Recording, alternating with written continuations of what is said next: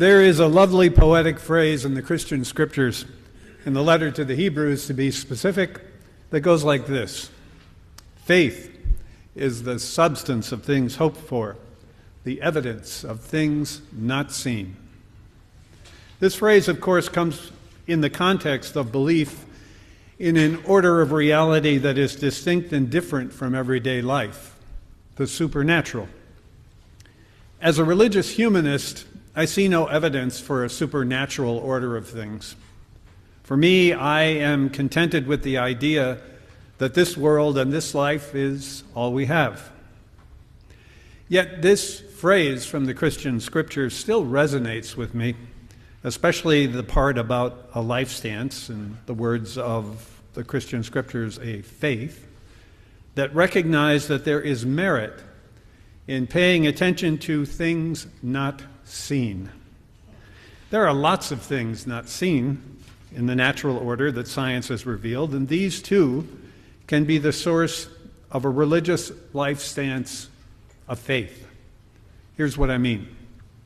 Most of us operate in life on the basis of trust in what we can see. We trust the ground under our feet because we see it and feel it. We trust the tree in front of us because we can see its trunk and its branches. We can trust one another because we can look into each other's faces. But science tells us that there's more to our life and our world than what we can see. Indeed, it can be said that everything that makes life possible is invisible. The ground, the trees, our fellow human beings, and our human communities, none of these survive on what is visible alone. When we look at a forest, we don't see a vast unseen network, but under the soil, fungal threads, mycelia, stretch for miles, connecting tree to tree. Through this underground network, someone called the Wood Wide Web, through this underground network, unseen by us, there is a kind of communication between the trees in a group setting. This unseen network even enables healing to be sent to a tree that is struggling and unhealthy. Check out Suzanne Simard's book, Finding the Mother Tree, to get the details. And the soil itself is alive with bacteria and microorganisms, billions of entities in a single teaspoon of dirt. You gardeners know that no plant grows in soil that is not full of this unseen life. And if you don't have plants, you don't have food. And if you don't have food, you don't have life, and you don't have civilizations. We can't see the entities to whom we owe our very existence. The life of the dirt under our feet provides evidence of things not seen, especially by the naked eye. We can't see the air we breathe, except on mornings like this one. We can't see it, but it's the reason we are all alive in this space. We can't see the oxygen entering our lungs and our bloodstream, and we can't see the carbon dioxide that we exhale. We simply trust that it's there. And when it stops, we notice. At least for a while. We live our lives supported by something we cannot see and really never think about it until it is impeded in some way. Nature is full of these quiet truths: roots anchoring trees against storms, pollinators moving between flowers, gravity holding oceans to the planet, ecosystems balancing themselves through countless unseen interactions. The simple truth is that life is not upheld by what shines and stands out. It is upheld by the unseen, by what works steadily in the background. And it's the same for us humans. Our communities are based on things not seen: trust, care, patience, forgiveness, the quiet labor of all who contribute to the common good, the quiet courage of those who show up every day to do the things that need to be done for our common life to continue and, with luck, prosper. As Unitarian Universalists, we affirm that something that cannot be seen, like a formal creed, connects us here in the most important way. We say love is at the center of our approach to life, but love in and of itself as a concept is invisible. It's just a concept, an idea. Putting that love into action by extending ourselves in acts of kindness, acceptance, and active care for each other and our world, that's how we make visible the evidence for that most important of things not seen, love. Living that kind of life here in this world provides for me the substance of things hoped for and the evidence of things not seen.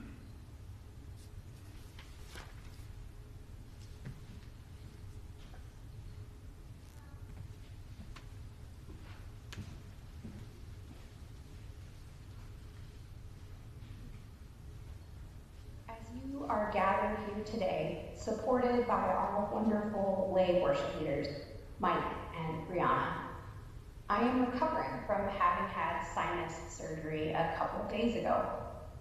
Back in January, when we met to discuss the second half of the program year, I mentioned that this surgery was coming up and that Reverend Hannah would be preaching in Green Bay, so she couldn't cover for me.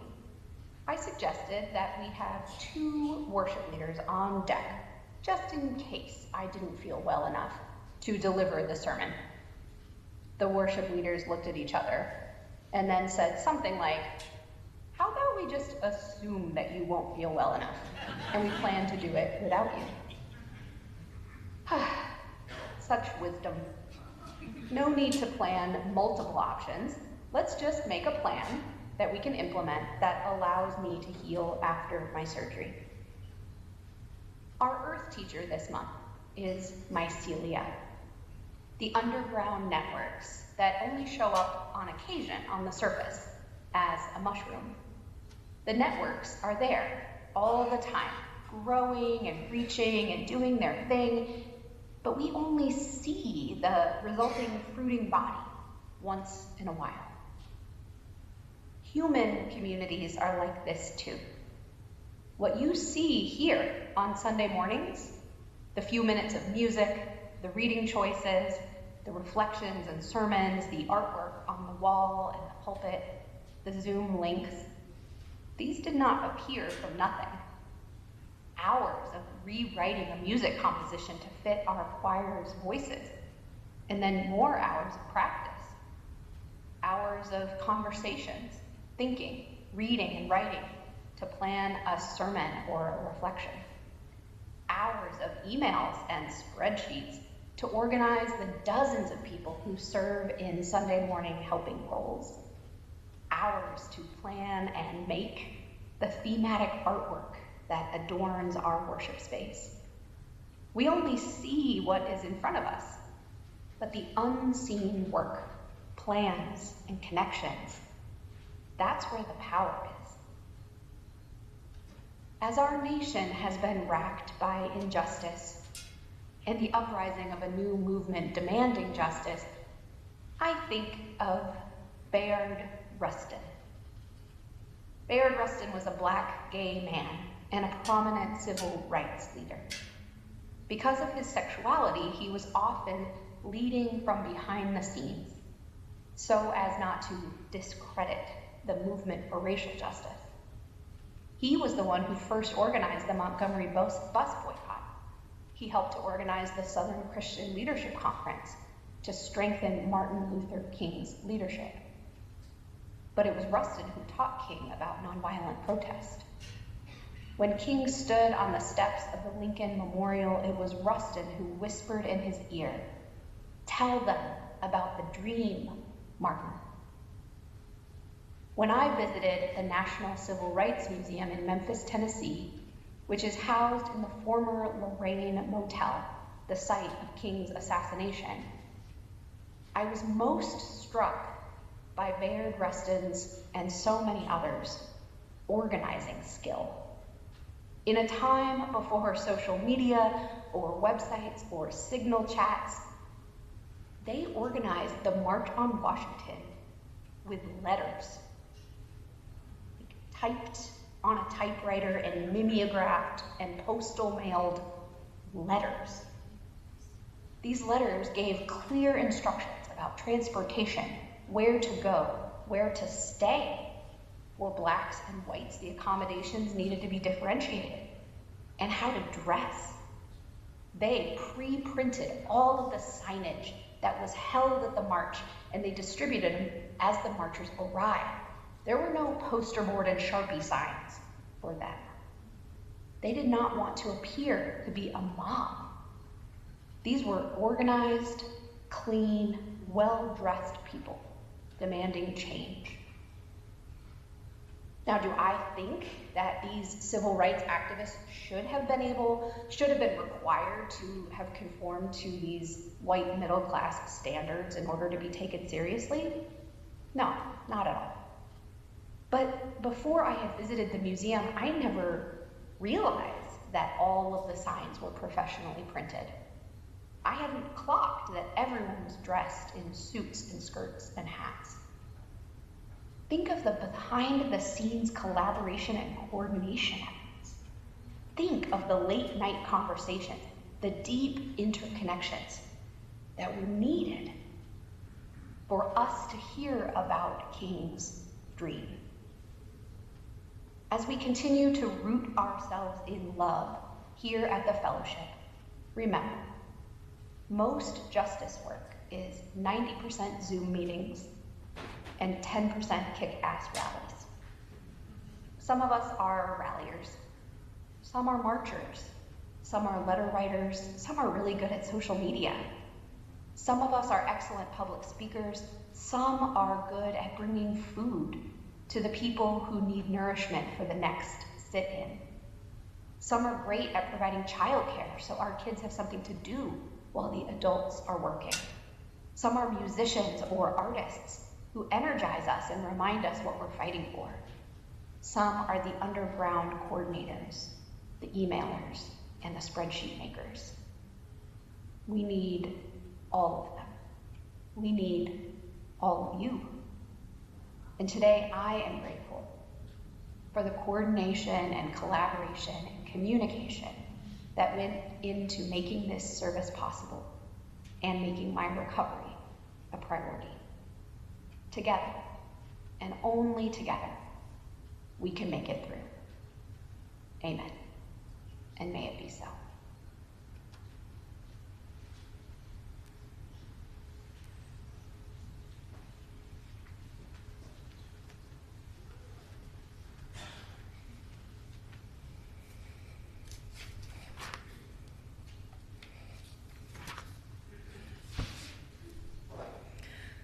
Over the last week, Willow and I finally moved into our new house.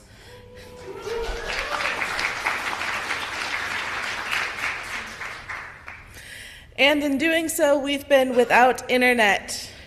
It has been an isolating 8 days, to say the least. Hearing how hundreds or even thousands of people were able to organize by postal mail when I'm barely able to function without my calendar app being up to date is truly mind-boggling. I'm going to be perfectly honest with you. Prior to writing this reflection, I did not know what the word mycelium meant.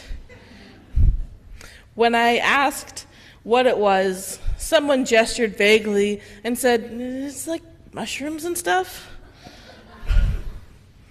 Naturally, I had to go on my own deep dive. For those of you who are like me and need a very literal definition before they can understand the metaphor, mycelium is defined by Science Network explorers as a root-like structure on a fungus. It forms a network throughout a forest floor, allowing plants and fungi to transport nutrients and chemical signals. It aids in decomposition and reproduction of other plants, adding diversity to the forest. The plural of mycelium is mycelia.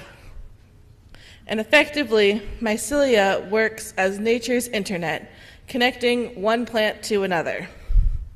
So the forest gets high definition, while I, a sentient being with a big brain and opposable thumbs, I'm at the mercy of the way of the wind to get enough signal to write this reflection on my phone.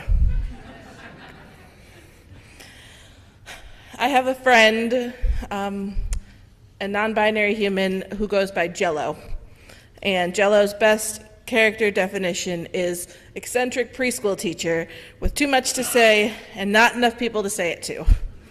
And they got really, really excited when I told them what we were going to spend this month talking about mycelium. They spent 20 minutes typing out a wall of text about how exactly mycelium works and gave me an incredibly detailed description of the reproductive method of mycelium. Quoting them sounds like quoting an encyclopedia, so stay with me.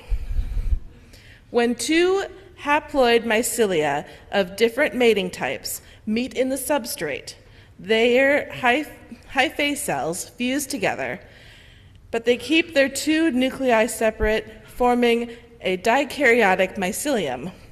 Once the dikaryotic mycelium metabolizes enough organic matter to build up the energy, it is able to reproduce by growing a spore-bearing structure, the mushroom, outside of the substrate.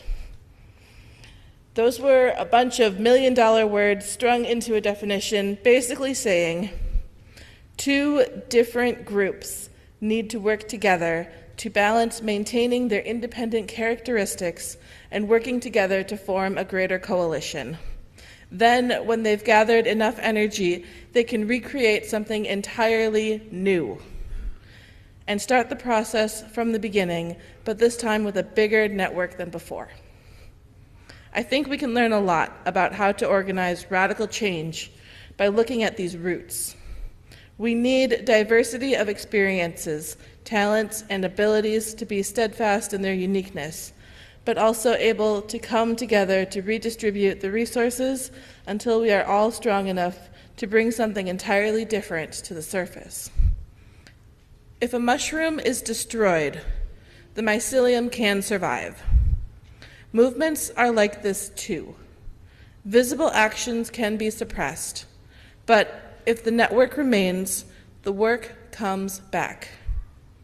We don't change systems one at a time on our own. We connect, we share, we protect, we feed, we build.